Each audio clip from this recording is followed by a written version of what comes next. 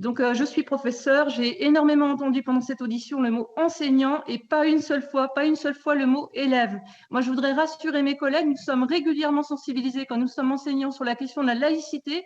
Par exemple, en 2004, nous avions reçu un guide républicain avec le discours de Jacques Chirac sur la laïcité, des textes, l'historique, l'anthologie, enfin plein de textes.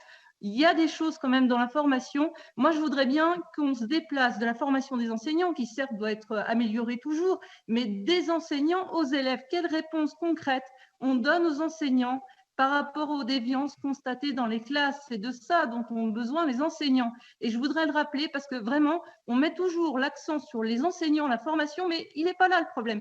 Il est sur les déviances qu'on constate et les réponses concrètes qu'on apporte à ces déviances. Merci. Sur la problématique des réponses à donner aux enseignants pour répondre aux déviances, à certaines atteintes à la laïcité.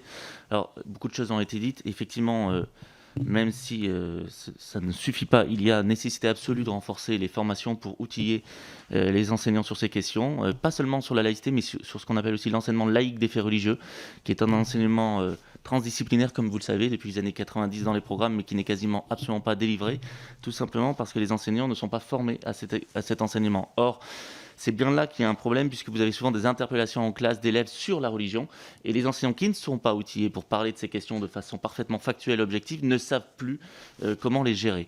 Or, il faut absolument qu'ils soient formés à cet enseignement laïque des faits religieux pour traiter des faits religieux non pas sur un aspect dogme, il ne s'agit surtout pas d'aborder la croyance comme cela a été dit par Jean-Louis Bianco, mais il s'agit de les traiter comme des faits sociaux, parce que de fait, ce sont des faits sociaux, de fait, ils sont dans l'actualité tous les jours, il faut savoir les appréhender, comprendre qu'il y en a une immense diversité, que l'on peut penser différemment au sein même d'une même religion, qu'ils ont eu des influences dans l'histoire sur telle ou telle matière.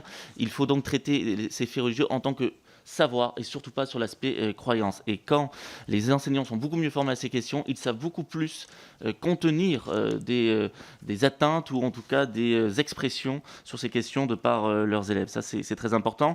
Et ce que nous rappellent sans arrêt, je suis désolé de le redire, les enseignants, c'est que ça se passe beaucoup mieux quand il y a un vrai mélange dans leur établissement, quand il y a une vraie mixité sociale au sein des élèves. On n'arrête pas de le dire, mais c'est une évidence.